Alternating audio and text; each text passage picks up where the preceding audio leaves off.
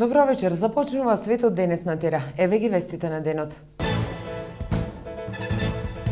Тензично на Балканот по синоќешниот инцидент на стадионот во Белград. Во Битола се одбележа меѓународниот ден на белиот стап. Обновливи извори на рециклиран материјал. 12 регистрирани случаи во Битола со трговија на луѓе. Оценето како вистинска провокација потегот на малобројните навивачи на фудбалската репрезентација на Албанија, кои среде Белград над стадионот на Партизан, каде што се одржуваше надпреварот со беспилотно летало, развеа знаме на голема Албанија. Од беспилотното летало, кое со далечински управувач беше управувано од братот на албанскиот премиер, беше пуштено знаме на голема Албанија, заедно со цело Косово, со делови од Србија, Црна Гора, Грција и од Македонија.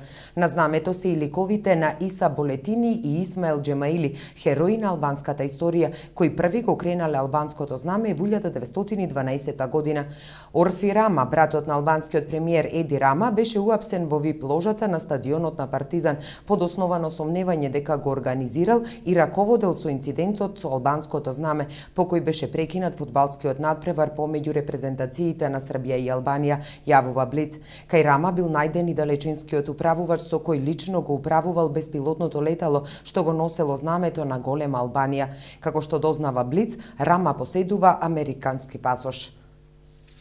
Српските медиуми објавуваат дека во текот на ноќта српската полиција во центарот на Белград нашла уште 3 вакви летала кои наместо знаме можеле до стадионот да донесат и експлозивна направа. Ако некој во Тирана вееше знаме на голема Србија, веќе ќе заседаваше Советот за безбедност, намерна или однапред планирана политичка провокација. Вака српскиот министер за надворешни работи Ивица Дачиć го оцени неуспехот на фудбалскиот надпревар Србија-Албанија во Белград. Србија не сноси никаква одговорност за прекинувањето на надпреварот.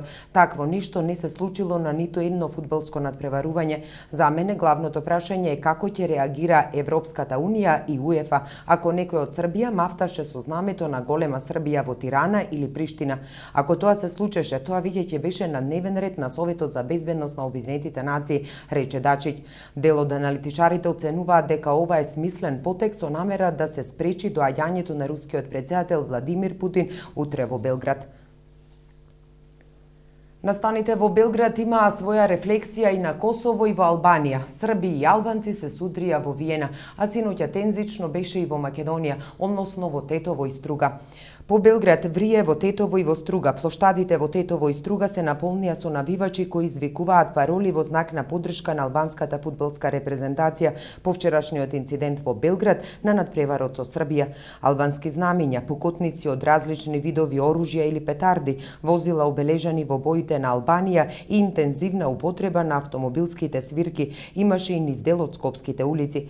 3 автобуси, од кои 2 двокатни и една автобуска постојка спроти основното училиште ТФЮС е епилогот на синоќешните нереди во Скопје по прекинот на фудбалскиот надпревар помеѓу репрезентациите на Србија и Албанија на стадионот ЈНА во Белград. И во Косовска Митровица синоќа имаше демонстрации по прекинатиот фудбалски надпревар меѓу Србија и Албанија во Белград. По голема група албанци синоќа по 23 часот се обидувале да го преминат мостот на реката Ибар. Овај мост во Косовска Митровица го дели овај град од северот на Косово на српски и на албански дел.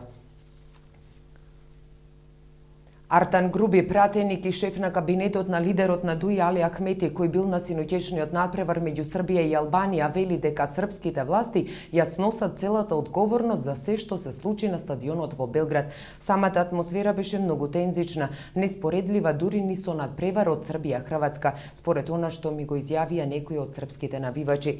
Знамињата не сеат омраза, туку луѓето. За албанците знамето е свето, затоа што не е државно, туку национално знаме. Јас сум шокиран од неописивата омраза што ја видов на стадионот Партизан во Белград, изјави Груби. Беспилотниот авион неколку минути кружеше над играчите, се додека не го фати репрезентативецот на Србија Стефан Митровиќ. По овај потек му придоа неколку играчи во Албанија кои започнаа конфликт и да се туркаат на теренот. Некои фанови истрчаа на теренот и ги нападнаа албанците, додека бегаат низ тунелот. Српскиот тим се обидувал да ги заштити албанските фудбалери и да престанат немирите.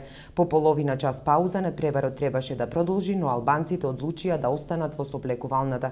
Во меѓувреме имаше тепачка меѓу српските навивачи и полицијата. Немирите се смирени со помош на солзавец, а дел од трибините беа испразнети.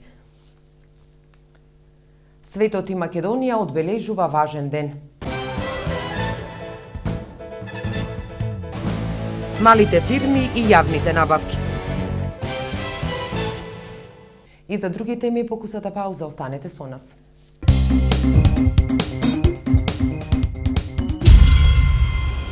Концерт на Лука Лучини и Матео Фалони на Интерфест.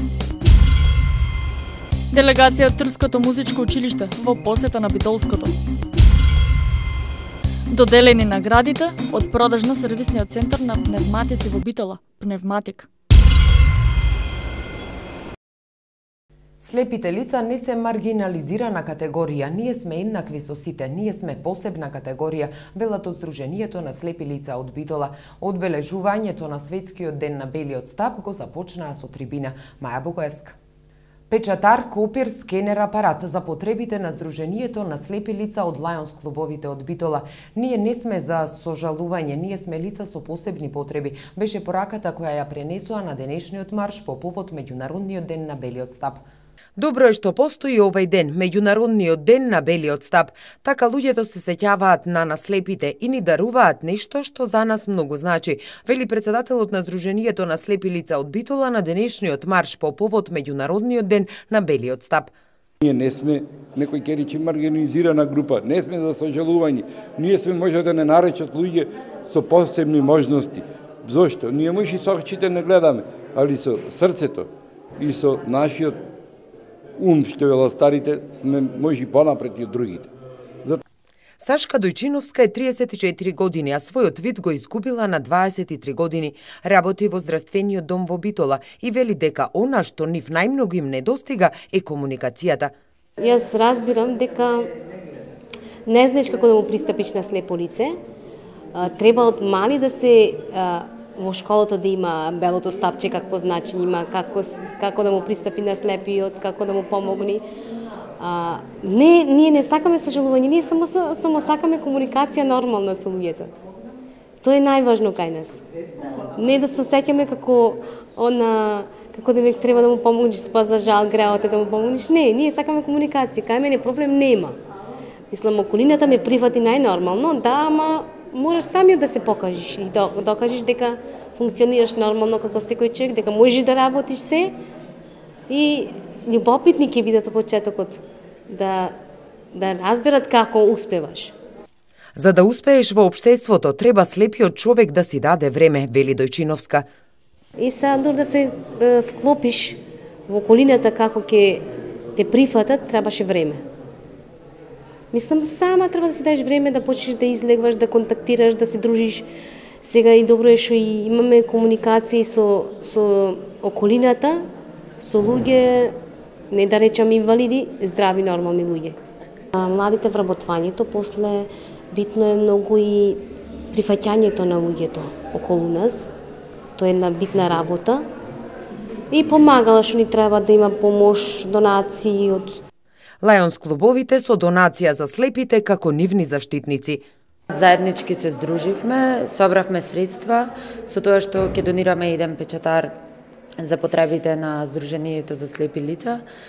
Исто така ќе направивме уште некои донации од страна на печатење на материјали, донација од дистриктот 132, некои средства за патување на слепите лица каде што имаат надпревари.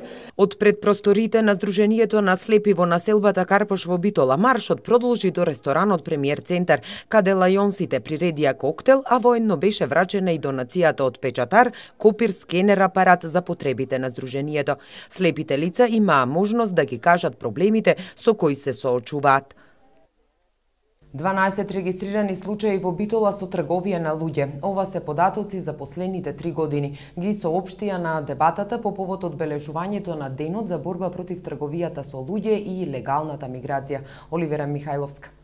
Трговијата со луѓе во Македонија оди во нагорна линија. 12 случаи се регистрирани во Битола за период од 3 години. Оние кои ја работат оваа проблематика велат ги има малолетни и полнолетни жртви.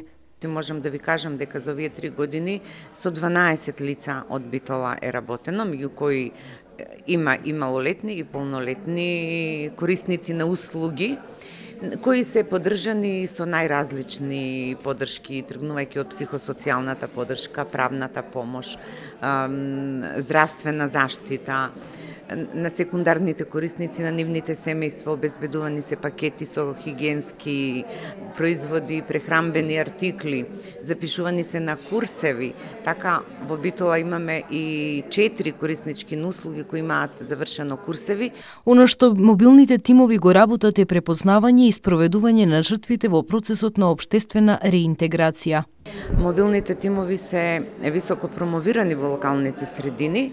Од тие причини и ги поврзуваме со бизнис секторот и со локалната самоуправа, што е и денешен настан кој еднаков пристап исто така го организира и со партнерство на Националната комисија за трговија со луѓе, која има децентрализирани 2 канцеларии, тоест 2 локални комисии, меѓу кои е една и во Битола.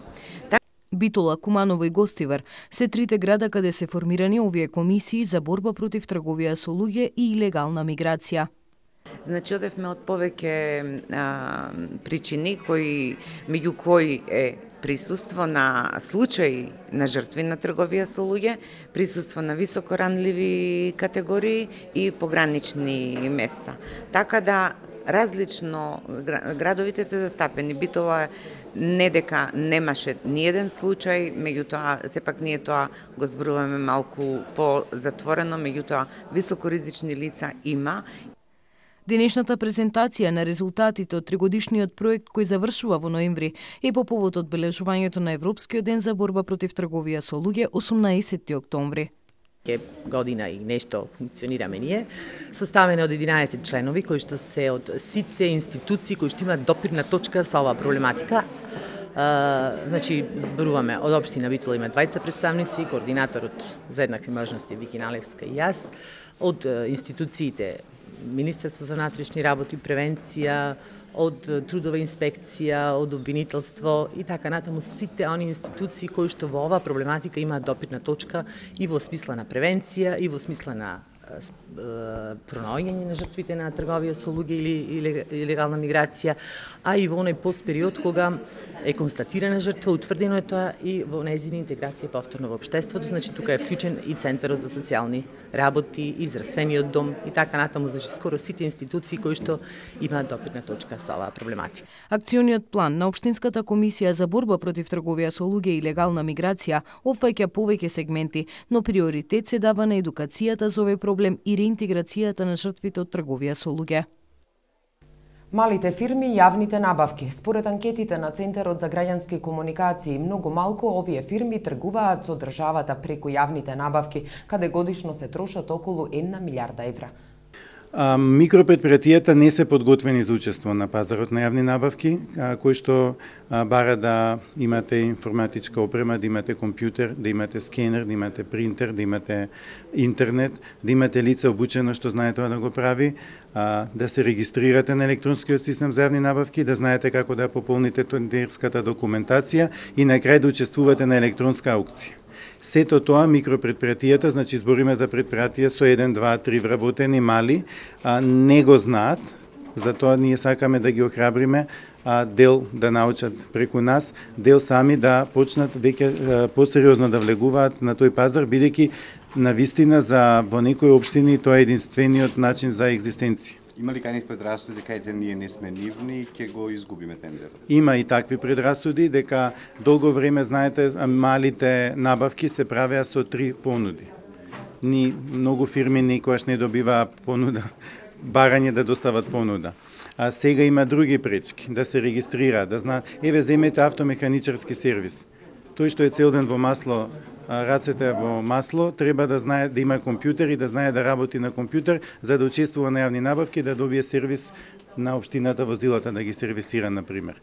Значи, и предрасудите, односно мислам дека и дел реални, дека не можат да добијат, но и неспремноста прави се заедно да не учествуваат во јавните набавки. Се разочарани од претходните тендери се откажуваат. Такви барем од фирмите што учествуваат кај нас нема многу, а генерално во истражувањето што го правевме и има доста што мислам околу 20% беа од фирмите што учествувале, но се откажале поради разни причини. Не добиле, имало сигурно и негде кај што гледале неправилности и се разочарани и затоа решиле веќе да не учествуваат на тој пазар. Млади ентузијасти од гимназијата Крсте Петков Мисирков од Демирхисар во рамките на матурските задачи по физика исконструираа неколку уреди за искористување на обновливи извори на енергија. Порталот Енергетска ефикасност пишуваше за нив, а веста ја презеде и српскиот портал за енергетска ефикасност. Маја Богоевска. Често се зборува за користењето на обновливите извори на енергија и како тоа да стане дел од секојдневниот живот, со основна цел зачувување на животната средина, но се останува на познавање на темата, наместо практикување. Колку се знае за бенефитите од користењето на сонцето или пак ветрот? Млади ентузијасти од гимназијата Крсте Петков Мисирков од Демирхисар во рамките на матурските задачи по физика исконструираа неколку уреди за искористување на обновливи извори на енергија. Порталот Енергетска ефикасност пишуваше за нив, а веста ја презеде и српскиот портал за енергетска ефикасност. Ѓорги Митревски, Марио Велевски, Јане Таневски и Христијан Здравевски, водени од страна на нивниот професор по физика Благојче Кривевски од Битола, изготвија сончев колектор за топла санитарна вода, сончев колектор за топол воздух, сончев шпоред и мини ветерница за производство на електрична енергија. Но она што е наинтересно е дека сите уреди се направени од веќе употребен материјал, реупотреба. Овој материјал да не беше употребен, ќе завршеше на некое ѓубриште, со што на сето ова се става и еколошка димензија. Новачани ги кажаа проблемите пред градоначалникот Котевски, а Котевски го стави својот потпис на формираната интегрирана мрежа за развој на Пелагонискиот плански регион. Синоќа градоначалникот на Новаци оствари средба со жителите на селата Добромир и Новаци кои му ги пренесоа потребите и проблемите со кои се соочуваат. Жителите на Добромири побараа да се реши проблемот со појавата на глувци на земјоделските површини, да се тампонираат некои полски патишта, да се постави мост на бетонскиот канал кој врви низ селото, средство за забавување на брзината на сообраќај од предучилиштето, да се доизгради тениското игралиште и сооблекувалната, да се ограничи носивоста на тешките товарни возила кои се движат по регионалниот пат Новаци Добромири, додека пак жителите на Новаци побараа тампонирање на полски патишта, поставување на вага, организирање на откуп на жито, изградба на капела, асфалтирање на неколку улици во Новаци, доизградба на атмосферската канализација, пренасочување на водата кај стадионот бидејќи многу често се поплавувала и слично.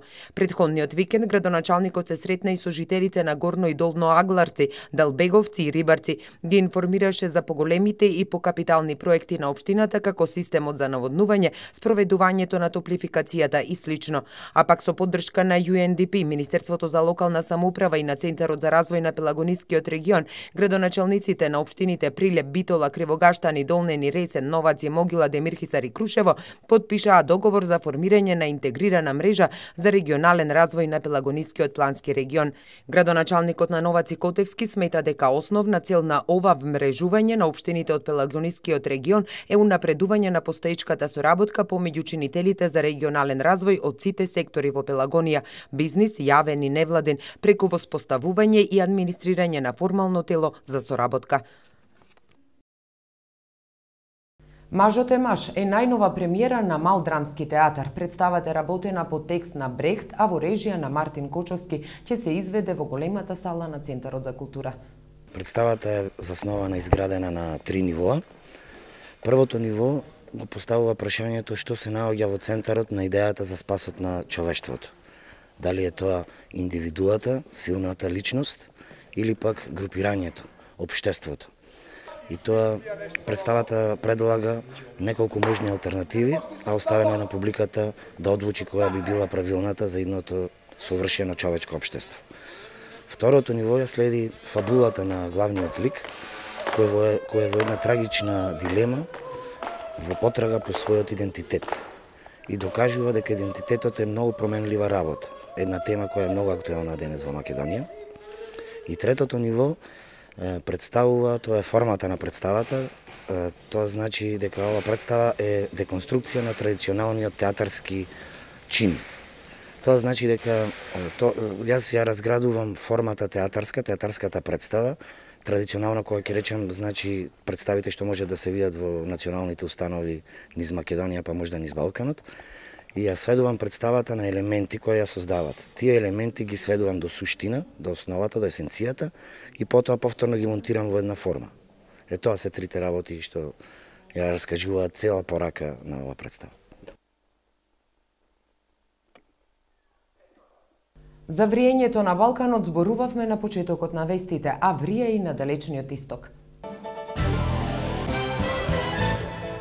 Врие и во Хонг Конг, а Кина ја спасува Русија од економските санкции. И за други вести од светот, покусата пауза, останете со нас. Вашето мислење нам ни е важно, затоа што Тера телевизија е на страната на гледачите. Искажете ги вашите ставови на нашиот веб-портал tera.mk. Прашањето за ова недела гласи: како го оценувате предлог законот за безбедност на сообраќајот на патиштата? Многу добар, ригорозен, непотребен. За резултатите од анкетата читајте на tera.mk или гледајте во вестите на Тера телевизија. Турски борбени авиони нападнаа позиции на курдските бунтовници во југоисточна Турција, објавија вчера медиумите, што беше првиот поголем воздушен напад против бунтовничката група, откако пред 2 години почнаа преговорите за ставање крај на 30-годишниот бунт. Нападот се случи во време на зголемени тензии во Турција поради напредувањето на милитантите на Исламската држава во сирискиот град Кобани. Курдите во Турција ја обвинуваат владата дека не презема никакви мерки, додека во обколениот град од другата страна на границата се случува масакр на сириските курди.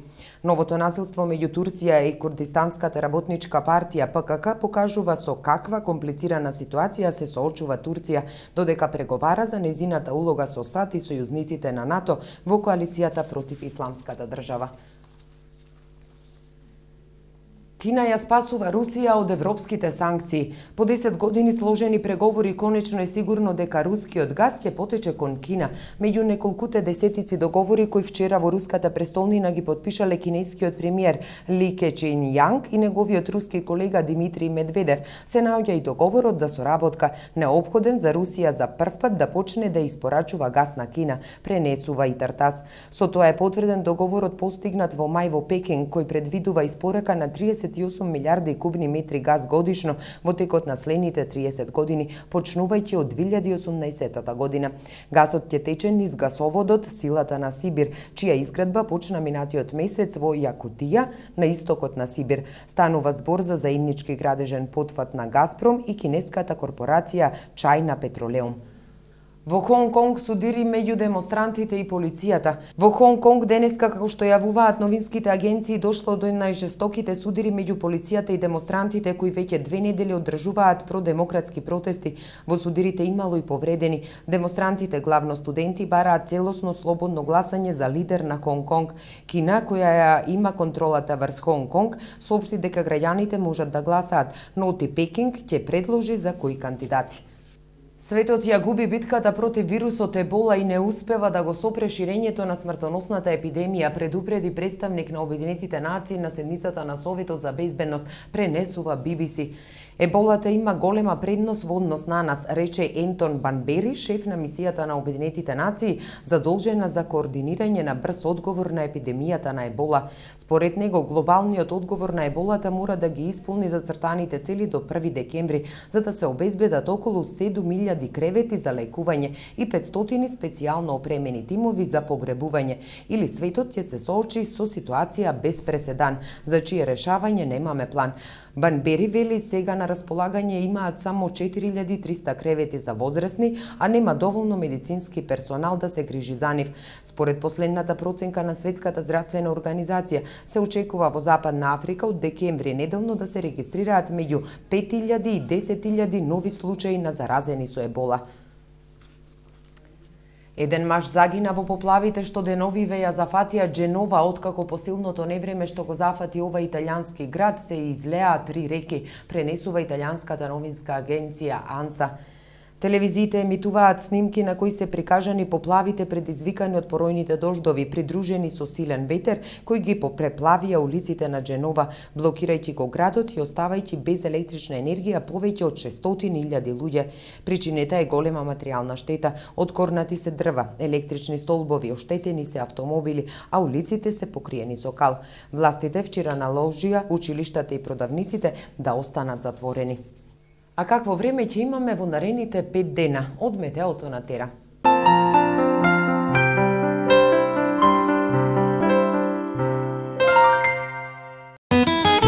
Какво ќе биде времето утре во Европа?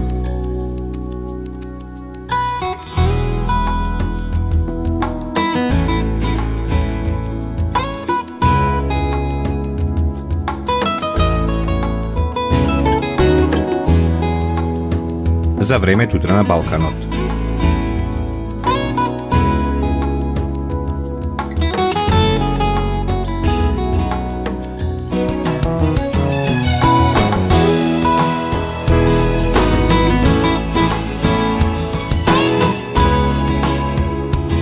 Какво ќе биде времето утре во Македонија?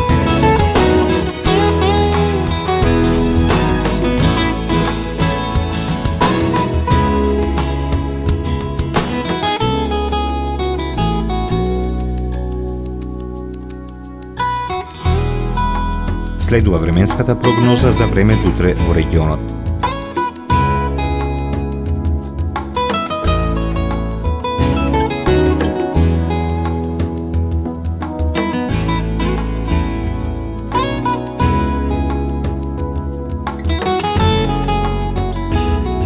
Какво ќе биде времето утре во Битола?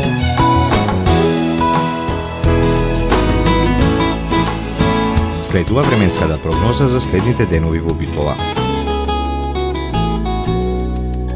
Какво ќе биде утре времето во Ресен? Следува временската прогноза за следните денови во Ресен. Евеа прогнозата за времето утре во Прилеп. Какво ќе биде времето во наредните денови во Прилеп? Какво ќе биде времето утре во Кичево? Следува временската прогноза за следните денови во Кичево.